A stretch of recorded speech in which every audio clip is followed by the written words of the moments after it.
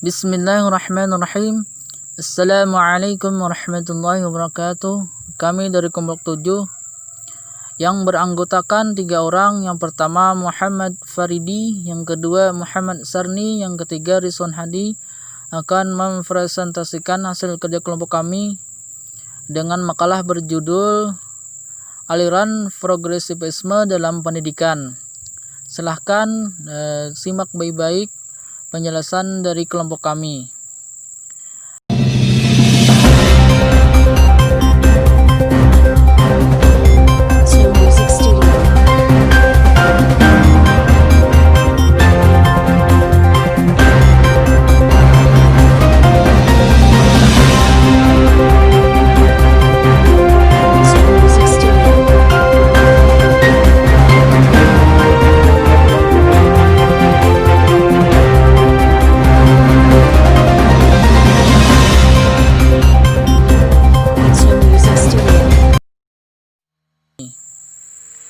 Yang pertama yaitu pengertian progresivisme.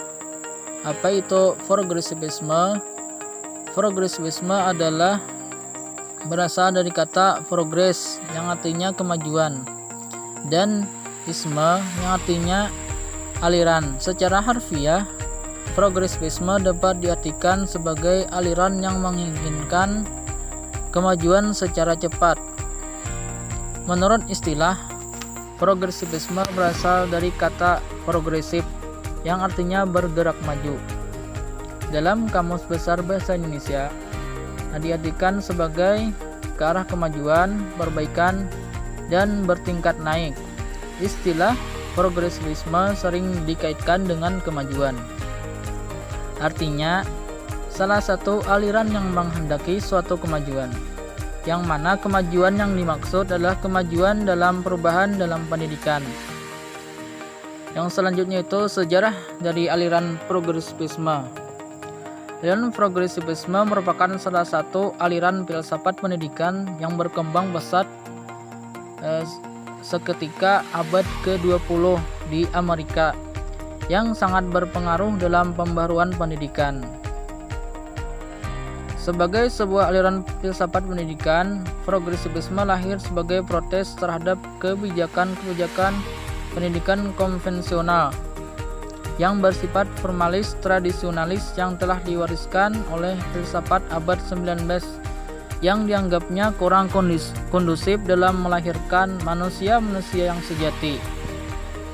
Kemudian ada beberapa pendapat dari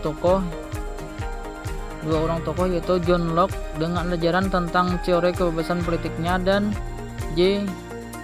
Rousseau dengan keyakinannya bahwa kebaikan berada dalam diri manusia dan telah dibawanya sejak lahir, dan ialah yang mesti mempertahankan kebaikan itu agar selalu ada dalam dirinya. Kemudian pendapat yang lain, Tuhan menganugerahkan manusia freedom sebagai suatu kapasitas yang akan menggerakkan manusia untuk memilih dan menetapkan mana perbuatan yang baik dan mana yang tidak baik untuk dirinya. Aliran ini beranggapan bahwa belajar merupakan proses yang bertumpu pada kelebihan akal manusia yang bersifat kreatif dan dinamis sebagai potensi dasar manusia. Mungkin itu saja yang dapat saya jelaskan. Selanjutnya akan disambung oleh teman saya yang bernama Muhammad Faridi. Saya Muhammad Faridi akan melanjutkan presentasi teman saya. Tokoh-tokoh progresivisme itu terbagi 3. Yang pertama William James, Jean Dewey, dan Hans Menninger. William James berkeyakinan bahwa otak atau pikiran mempunyai fungsi biologi. Dia menegaskan agar fungsi otak atau pikiran itu dipelajari sebagai bahan dari mata pelajaran dari pokok ilmu pengetahuan alam. James menolong untuk membebaskan ilmu jiwa dari provinsi teologis dan menempatkannya di atas dasar ilmu perilaku. Teori Dewey. Kemudian John Dewey. Teori Dewey tentang sekolah adalah progresisme yang lebih menekankan pada anak didik dan minatnya daripada mata pelajarannya sendiri. maka muncullah geocentric curriculum dan geocentrical Progresisme mempersiapkan anak masa kini dibanding dengan masa depan yang belum jelas. Bagi Dewey, ilmu pengetahuan itu dapat diperoleh dikembangkan dengan pengaplikasian pengalaman. Jadi Dewey ini berpendapat bahwa pengalaman itu merupakan suatu pembelajaran. Kemudian Hans Spengler, beliau merencanakan tentang pembelajaran siswa antara lain, selain membaca buku, siswa juga harus berinteraksi dengan alam. Menurut beliau, kemudian guru mengembangkan minat siswa dalam berpikir. Siswa didorong untuk berinteraksi dengan sesamanya.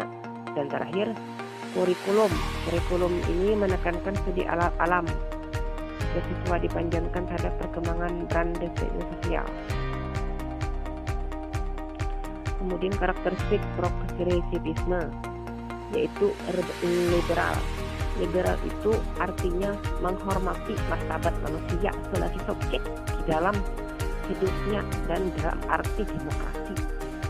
Jadi artinya liberal itu paham yang menyatakan kebebasan. Kemudian sifat-sifat umumnya itu terbagi dua, ada sifat negatif dan ada sifat positifnya. Dan penjelasan selanjutnya akan disampaikan oleh teman saya, Muhammad Sarli. Implikasi progresivisme terhadap pendidikan di Indonesia. Proses belajar. Filsafat progresivisme mempunyai konsep bahwa anak didik mempunyai akal dan kecerdasan sebagai potensi yang merupakan suatu kelebihan dibandingkan dengan makhluk-makhluk lain. Guru dan siswa. Peran guru dalam suatu kelas berfungsi sebagai seorang pembimbing atau orang yang menjadi sumber yang pada intinya memiliki tanggung jawab untuk memfasilitasi pembelajaran siswa. Sedangkan para siswa diberi banyak kesempatan untuk bekerja secara kooperatif di dalam kelompok.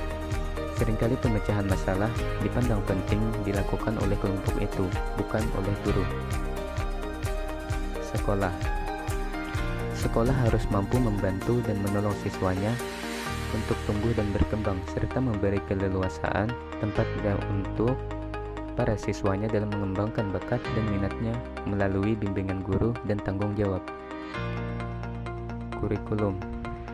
Filsafat progresivisme menghendaki jenis kurikulum yang bersifat luas, fleksibel, dan eksperimental pengalaman, yaitu prinsip pendidikan.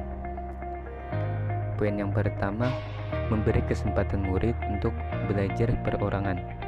Poin yang kedua, memberi kesempatan murid untuk belajar melalui pengalaman. Poin yang ketiga, memberi motivasi dan bukan perintah. Ini berarti akan memberikan tujuan yang dapat menjelaskan ke arah kegiatan belajar yang merupakan kebutuhan pokok anak didik. Poin yang keempat, mengikut sertakan murid di dalam setiap aspek kegiatan belajar yang merupakan kebutuhan pokok anak.